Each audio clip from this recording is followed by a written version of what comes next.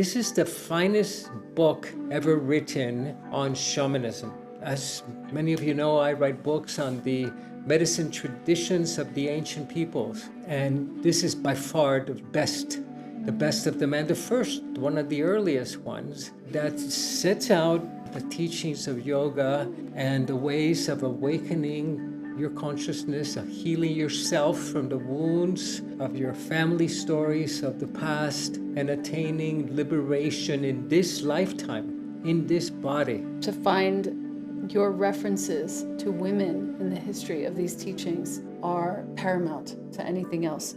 This understanding of the goddess and prioritization of the feminine energy was all happening when wisdom was passed, warm hand to warm hand, voice to voice, story to story.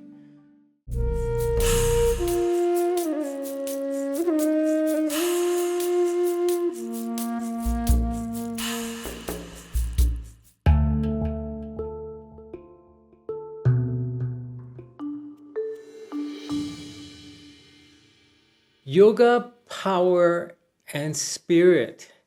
This is a version of the Yoga Sutras of Patanjali. 2,000 years ago, this sage who's a mythical being, nobody knows if he or she really walked the earth or it was simply a gift from the heavens. In fact, Patanjali, which is the sage's name, means the gift of the lotus-born one, a gift from nature. This is the finest book ever written on shamanism. As many of you know, I write books on the medicine traditions of the ancient peoples. And this is by far the best of them, and the first, one of the earliest ones, that sets out the path of yoga, the teachings of yoga, and the ways of awakening your consciousness, of healing yourself from the wounds of your family stories of the past, and attaining liberation in this lifetime, in this body. And that's one of the beautiful things I love about this body of teaching and this kind of free-form adaptation that I did from a shamanic perspective. And sitting with you recently, finding out about this book, I dove in. And I'm just so happy to be here. To find your references to women in the history of these teachings are paramount to anything else. The great goddess, Devi, the divine mother, is the goddess, the primal force of nature and fertility. She brings the waters from heavens, protects humans. She's the mother, the bringer of life and death, holding joy and pain in her right hand, life and death in her left. And this understanding of the goddess and prioritization of the feminine energy was all happening when wisdom was passed, warm hand to warm hand, voice to voice, story to story. When written word happened, it aligns very interestingly with colonialism. And you introduce us in this book, importantly, I feel, to this historical bias of colonialism that took over and that created the need that people had to write everything down.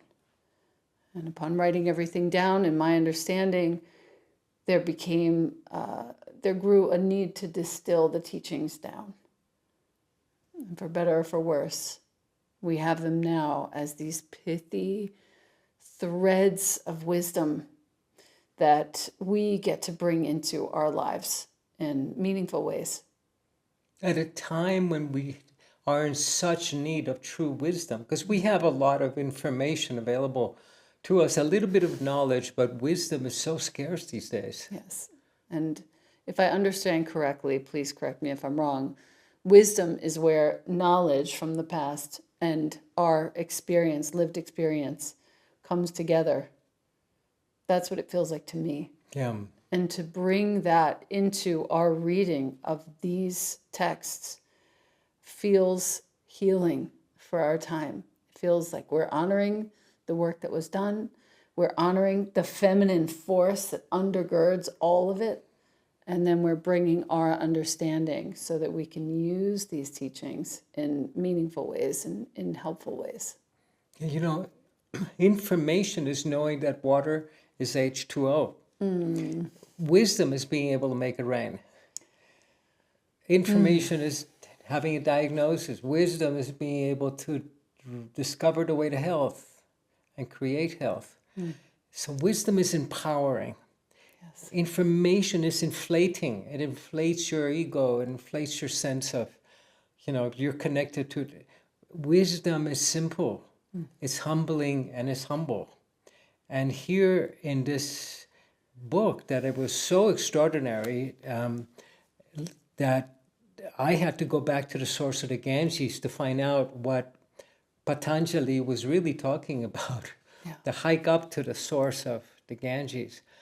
And it's been a real treasure to write, and it continues to inform my work as a shaman, which is still an oral tradition handed down warm hand to warm hand. It's still heard and not read, and it's still embodied and not simply filed away so you can use it to impress yourself or someone else. Yes, yes. And I think also of importance, on the 22nd page of your introduction, you talk about how Patanjali did away with the hierarchies of priests, temples, and even with the notion of the guru, of God itself. The Yoga Sutra tells us to look within, to practice pratyahara, to experience samadhi, pure bliss. And these teachings, as you say, cut straight to the heart of the practice to direct experience. Yeah. Parts of our English language come from the Sanskrit also, including the term Devi. Devi is the feminine, the goddess, and this is the word, the origin of when the feminine was demonized, Devi becomes devil. And becomes evil. The feminine becomes evil, and we learned that in our Western mythology, that it was the fault of the feminine, that we got kicked out of Eden. And here, to return back to Eden, we need to take the ways of this feminine and the ways of the serpent. Because the serpent is the one who brought us that fruit of the tree of knowledge. The job of the serpent was to protect that tree and to offer its fruit to the feminine. Yes. And now Patanjali, who is the Kundalini, who is depicted as a coiled serpent, is ready to take us back to the garden, if you're willing to go. Yes. And by way of introduction, my name is Elena Brower. I've been teaching yoga and meditation for about 25 years now.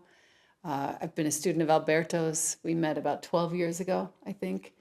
And it's really just an honor to be here with you, learning, and also offering my own understanding to the best of my ability. And I'm Alberto Villoldo. I'm an anthropologist and the transliterator of this work. I've been a student of Elena's for 12 years since we've met, and I continue learning from her every day. And I hope that together we can offer you some of this wisdom that you can make practical in your life right now. Thank you for being here.